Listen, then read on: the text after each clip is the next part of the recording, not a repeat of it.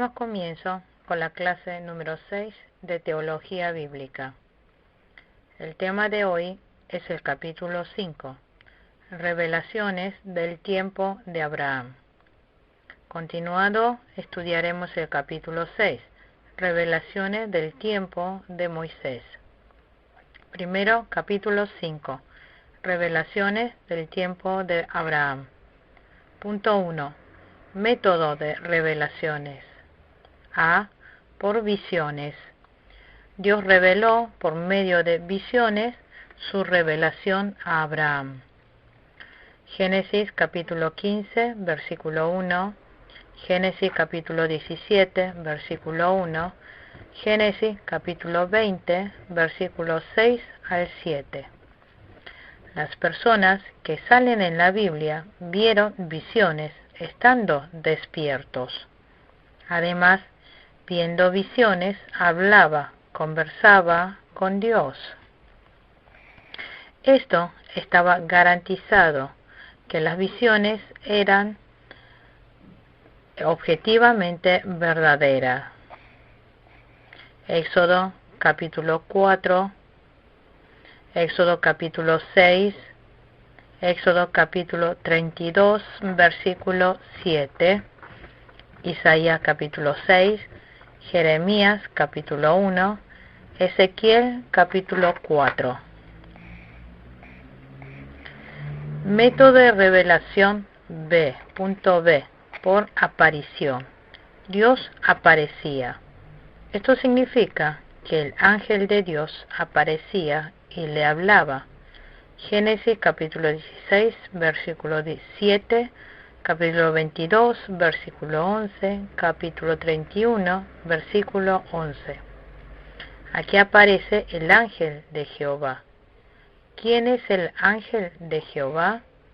Este ángel de Jehová podemos pensar como Cristo antes de encarnarse en cuerpo mortal.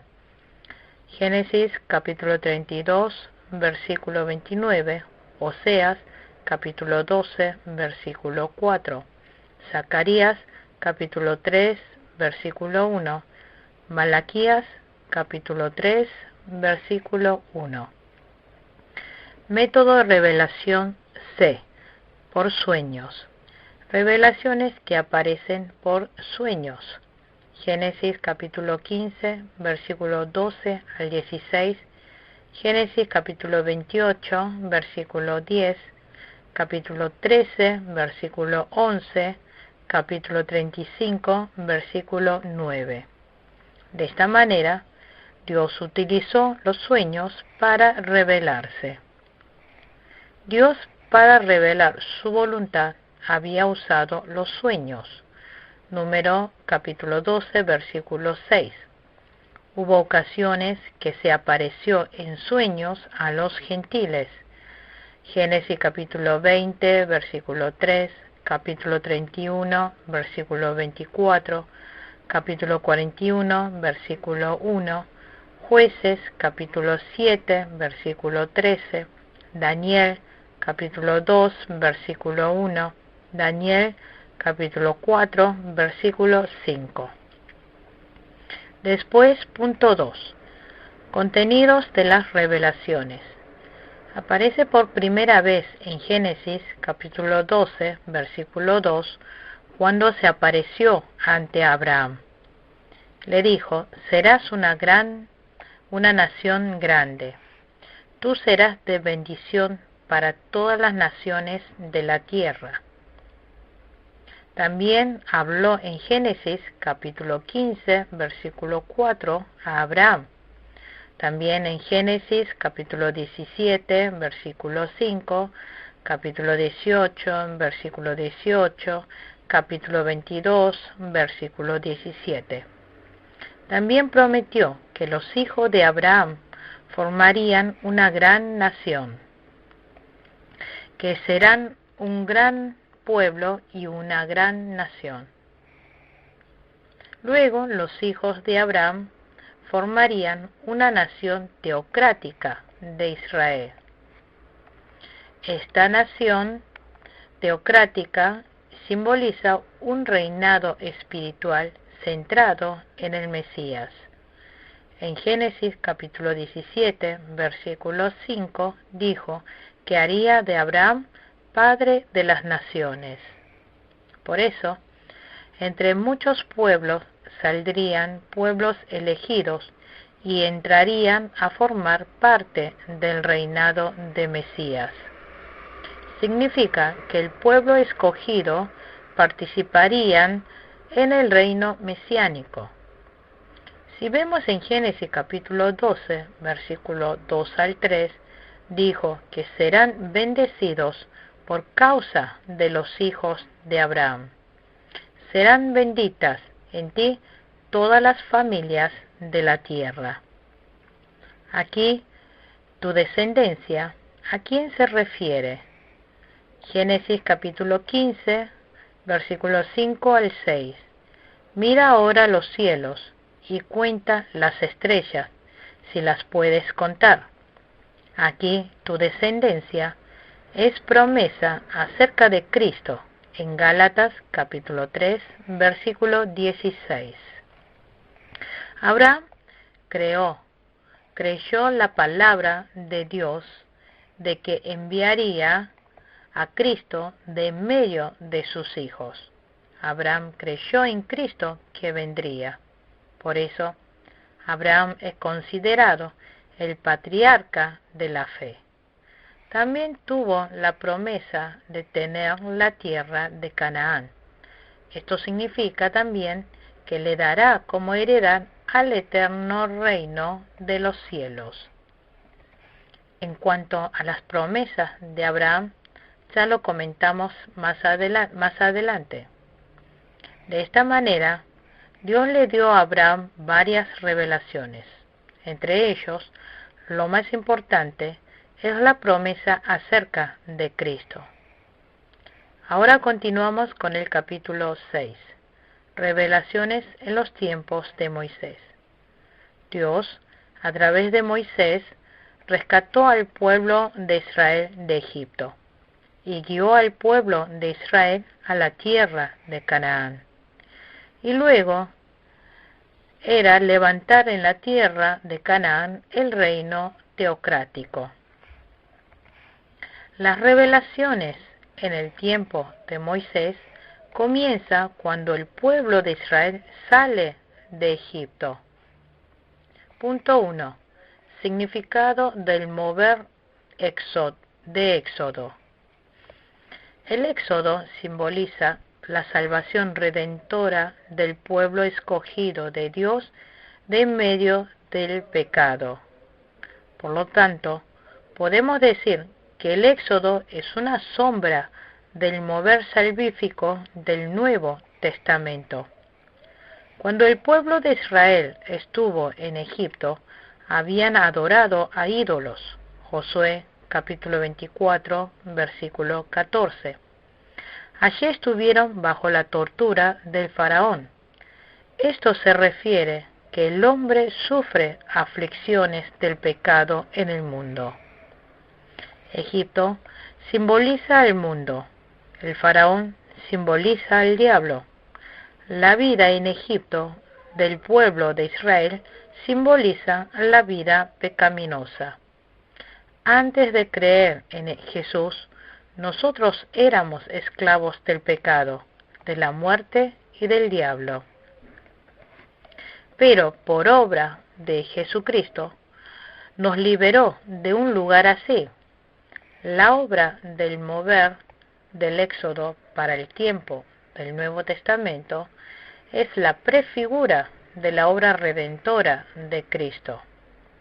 Moisés golpeó la roca y dio de beber agua. La roca simboliza a Cristo. 1 Corintios capítulo 10, versículo 1. La oveja de la Pascua, el cordero de la Pascua, también simboliza a Cristo.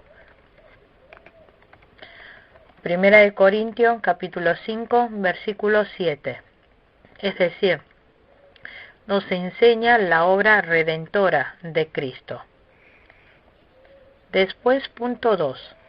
Concepto de Dios de Moisés.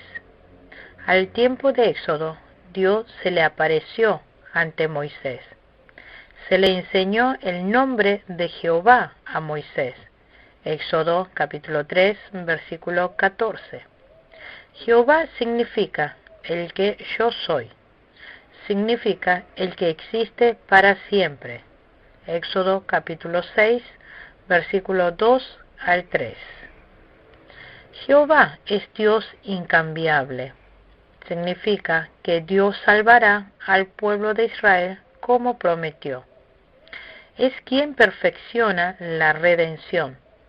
Nuestro Dios existe por sí solo.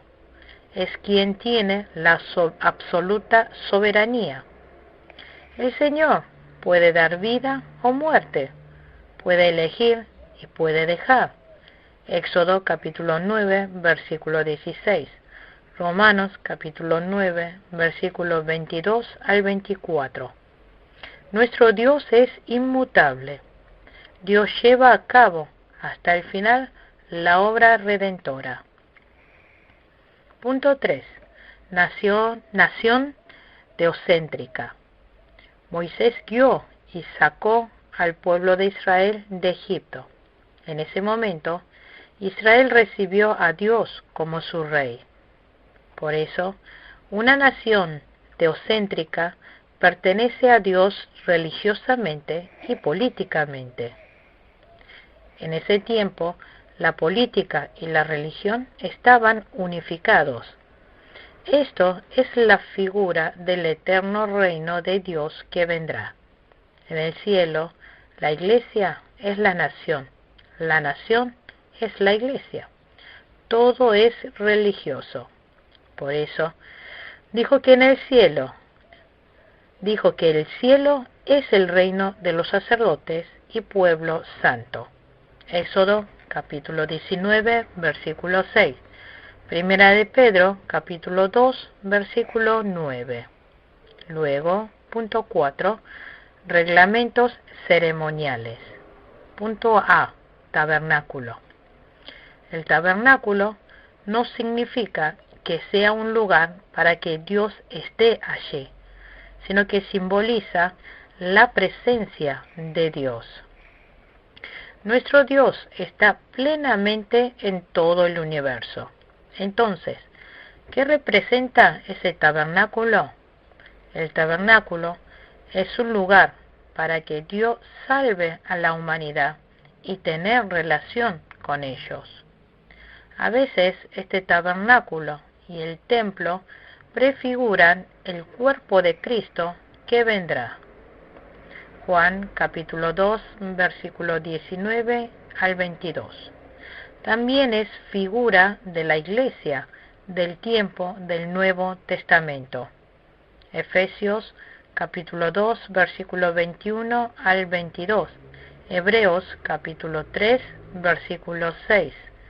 Primera de Pedro capítulo 2, versículo 5. Después, punto B. Ofrenda de sacrificio. Hablaremos de las clases de sacrificios.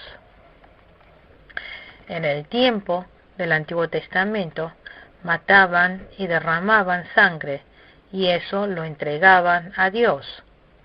Utilizaban casi siempre toros, corderos, palomas como ofrenda.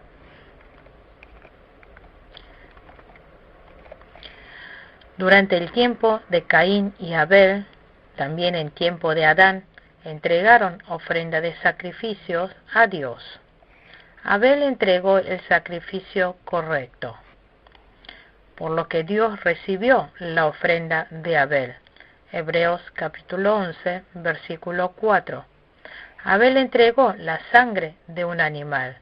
Hebreos capítulo 9, versículo 22. Abel se presentó ante Dios con fe. Él se presentó con sangre delante de Dios. Él se presentó delante de Dios con fe de creer en Cristo. Él había entregado la ofrenda que estuvo acorde a la palabra de Dios. Así que Dios recibió la ofrenda de Abel. La forma ritual del sacrificio del Antiguo Testamento es una muestra de Cristo que vendrá. Los sacrificios se dividen en 5 grandes clases. Primero, holocausto. Holocausto en hebreo es olá. Olá significa que asciende. Quemaba la ofrenda, lo volvía sublime y lo hacía subir delante de Dios. Que esa ofrenda se convertía en un olor fragante. Simboliza la consagración absoluta y completa de Cristo delante de Dios. Cuando presentaban el holocausto con el sacrificio del animal, rociaban la sangre sobre el altar de sacrificio. Levítico capítulo 1, versículo 5. Por eso, esta tiene el sentido de expiación. Todos los sacrificios del Antiguo Testamento tienen significado de expiación, es decir, tiene el significado de que Cristo se consagrará por completo ante Dios por nosotros. El Señor se sometió hasta la muerte delante de Dios. Nuestro Jesús no tiene ni fallas ni manchas, pero murió en la cruz llevando nuestros pecados. Por eso, por la expiación del Señor, se resolvió todos nuestros pecados. Por eso este holocausto se entregó continuamente. Éxodo capítulo 29, versículo 38. Levítico capítulo 6, versículo 9. Número capítulo 28, versículo 3. El seguir entregando el holocausto nos enseña que debemos creer en Jesucristo y que debemos seguir consagrándonos en la presencia de Dios. El pueblo de Israel seguía entregando holocaustos todos los días, entrando al lugar santo de Dios. Ellos entregaban holocausto para la expiación. Por eso, nosotros debemos llevar una vida de gratitud delante de Dios. Hay que llevar una vida de consagración a Jesús. Jesús es el sumo sacerdote. No es la sangre de un animal, sino con la sangre del mismo Señor, entregó el holocausto en la presencia de Dios. Juan capítulo 17, versículo 19. Efesios capítulo 5, versículo 2.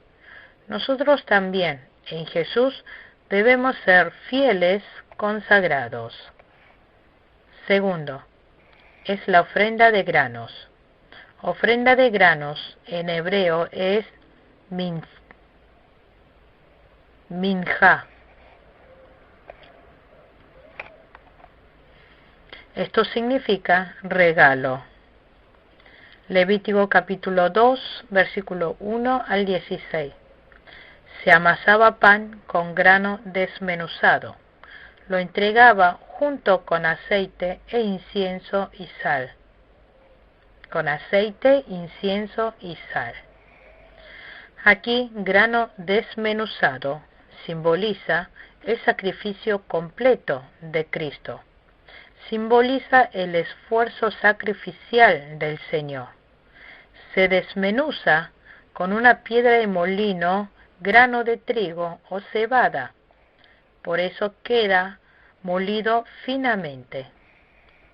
Esto simboliza el sacrificio completo de Jesús delante de Dios. Luego se entregaba aceite. El aceite simboliza al Espíritu Santo. Después se entregaba la sal. La sal simboliza pureza. El incienso simboliza la fragancia de Cristo. Y oración. Pero esta ofrenda no hay muchas ocasiones que se hayan entregado independientemente. Esta ofrenda se entregaba junto con el holocausto o el sacrificio de expiación o de reconciliación. Es decir, que esta ofrenda de grano se entregaba junto con sacrificio que tienen sangre. Nosotros también, con este corazón de ofrenda de grano, debemos tener esfuerzo sacrificial completa delante de Dios. Con este grano, que es molida una y otra vez hasta convertirse en fino polvo, así nosotros también debemos pasar por la piedra de molino para convertirnos en una persona tierna. Los fieles debemos saber sacrificar completamente. Yo y el mundo desaparece y solo tiene que verse Jesús que nos ha redimido. Nosotros solo debemos dar la gloria a Dios.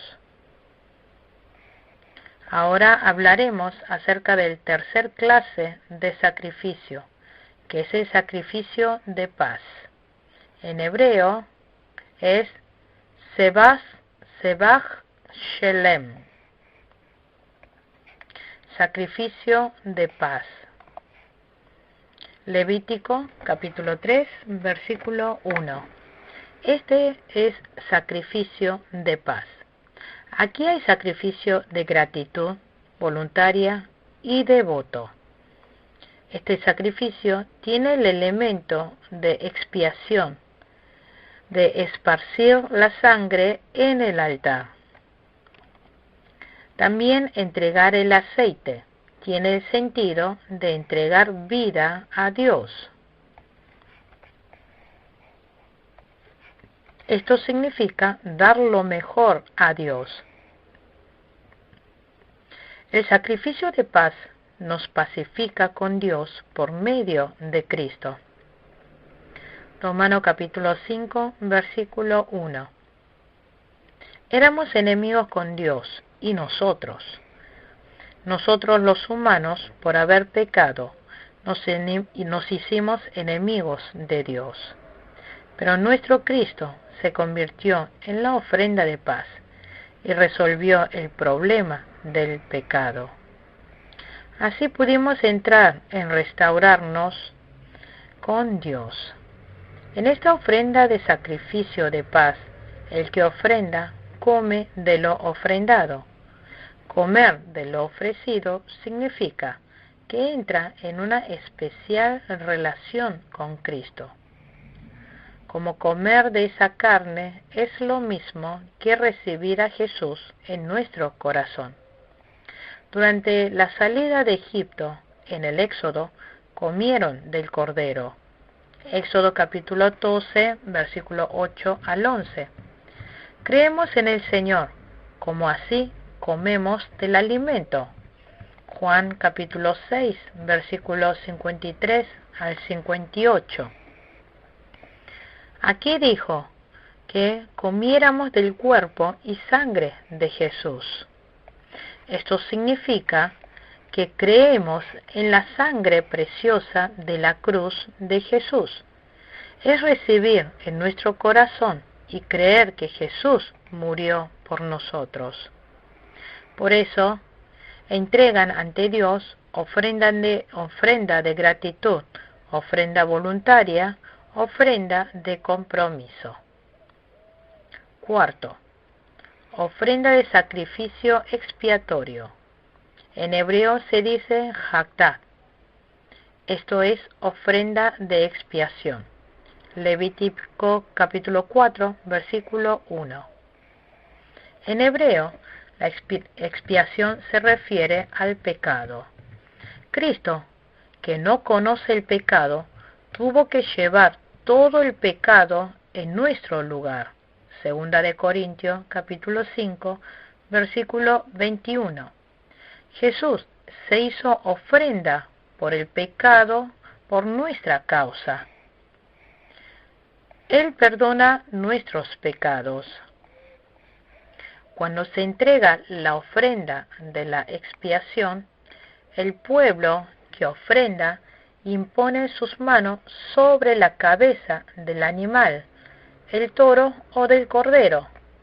Significa que el pecado del pueblo es traspuesto sobre el toro o el cordero. Como esa manera, el hombre es el que peca, pero Jesús, que no tiene pecado, es el que muere en su lugar. Nuestros pecados son traspuestos a Jesús, y Jesús muere en nuestro lugar. Y dice, y mojará el sacerdote su dedo en la sangre, y rociará de aquella sangre 7 veces delante de Jehová, hacia el velo del santuario. Levítico capítulo 4, versículo 5. Cristo, por nuestros pecados, y tomando esa sangre, lo lleva al lugar santísimo del cielo. Hebreos capítulo 9, versículo 12. Dios usó esa sangre para expiar. Tomó de esa sangre y lo esparció sobre la entrada del lugar santísimo y sobre el velo. Muestra que solamente por medio de la sangre de Cristo se puede entrar al trono de Dios. Cuando Jesús muere en la cruz, el velo que separaba el lugar santo del lugar santísimo se rasgó. Ahora, por creer en Jesús, podemos presentarnos valientemente ante Dios. También puso la sangre sobre los cuernos del altar del incienso aromático. Esto significa que elevamos oración a Dios por creer en la sangre de Cristo.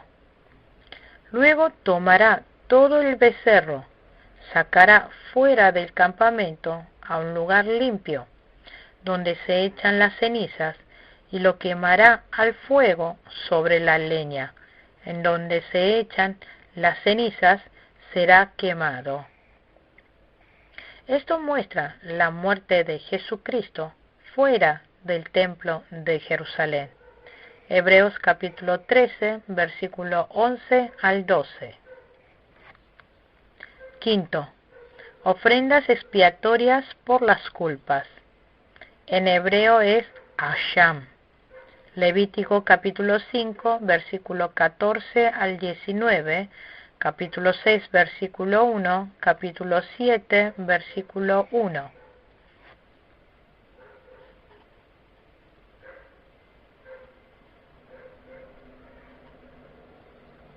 Esto está relacionado con lo que pertenece a Dios o a las personas, con las pertenencias.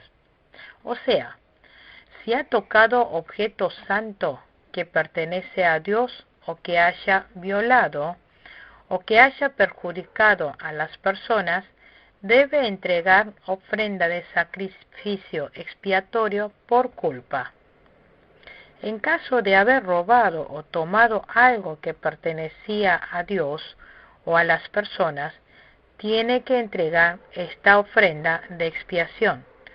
Cualquier pecado cometido por error durante la tierra tenía que entregar esta ofrenda de expiación. Aquí, si hubiera sido pecado que cometió sin saber, pero luego supo que era pecado, se debía arrepentirse. También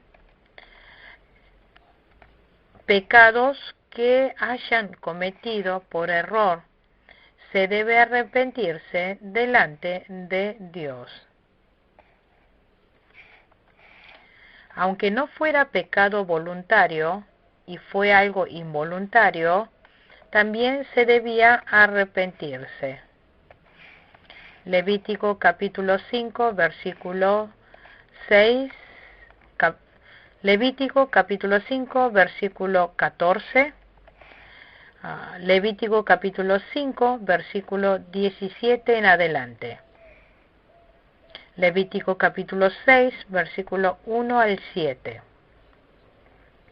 Aquí también habla acerca de la ofrenda de sacrificio expiatorio por pecado. A continuación, veamos acerca de los sacrificios y cultos. El culto tiene tres significados. Primero, glorificar a Jehová. Segundo, relacionarse con Dios. Tercero, limpiar la maldad de los pecados. Hablamos en la parte anterior acerca del lugar santo. El sacrificio simboliza la relación espiritual entre Dios y el pueblo del pacto. El lugar santo y el templo simbolizan la presencia de Dios. Por eso, entregando ofrenda de sacrificio, damos el culto entrando en relación con Dios. El culto es una respuesta a la gracia de Dios por parte de los fieles que creen. El sacrificio en el Antiguo Testamento estaba centrado en los cultos rituales. El sacrificio es respuesta del pueblo de Israel por las revelaciones de Dios. Dios enseñó al pueblo acerca del formato del culto. El pueblo de Israel, como pecadores, no podían presentarse directamente ante Dios. Por eso, en el tiempo del Antiguo Testamento, tenían que presentarse con ofrenda de sacrificio, como decía en la ley, delante de Dios. Esto simbolizaba que sólo se podía presentarse por medio de Cristo delante de Dios. Por la expiación de Cristo, el hombre puede relacionarse con Dios. Por medio de la expiación de Cristo, nosotros podemos presentar el culto a Dios. El culto, la adoración en el tiempo del Antiguo Testamento, muestra que Dios es creador y salvador. Por eso, este lugar santo es la morada de Dios. Éxodo capítulo 25, versículo 9. Y este lugar santo es el lugar de encuentro. Es el lugar donde se encuentra con Dios y se relaciona con Él. Luego, en quinto lugar, tabernáculo de testimonio. Allí está colocado el arca. Dentro del arca estaban los 10 mandamientos. Dios se reveló entregando los mandamientos. Dentro del lugar santo hubo 3 objetos más. La mesa para el pan de la propiciación,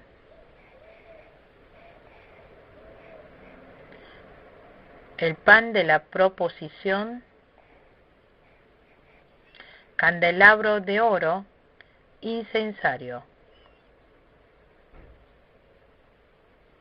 El pan de proposición simboliza que Jesús se volverá nuestro pan de vida. Juan capítulo 6, versículo 48. Levítico capítulo 24, versículo 8. Éxodo capítulo 24, versículo 11. El candelabro de oro simboliza a la Iglesia. Significa que sea la luz del Evangelio, la luz de vida, y brille en este mundo pecador. Jesús es nuestra luz de vida. Por eso, como Iglesia, hay que iluminar la luz de vida a este mundo. El incensario simboliza la oración con la que nos relacionamos con Dios. Salmos capítulo 14, versículo 2. Apocalipsis capítulo 8, versículo 3. Así entra al lugar santísimo, con la sangre de Cristo. Nosotros podemos presentarnos ante Dios con la fe de creer en Jesús. Este lugar santo simboliza a la Iglesia en el tiempo del Nuevo Testamento. También nuestro corazón es el templo de Dios. Primera de Corintios capítulo 3, versículo 16. Dios está donde están 2 o 3 reunidos en su nombre. La reunión donde los fieles están reunidos es la Iglesia. Donde está Dios es la Iglesia. Por eso, el lugar santo representa el lugar donde está Dios. En el tiempo del Nuevo Testamento, el lugar santo es expresada en los fieles y en la Iglesia. Hoy en día, por creer en Jesús, vivimos morando a Dios en nuestro corazón. Nosotros nos relacionamos con Dios por medio del Espíritu Santo. Orando, nosotros damos el culto a Dios en el nombre de Jesús. Por eso, nosotros, por creer en Jesús, andamos y convivimos con Dios. Y más adelante, viviremos con Dios en el reino de los cielos para siempre. Concluimos con la clase número 6 de Teología Bíblica. Muchas gracias.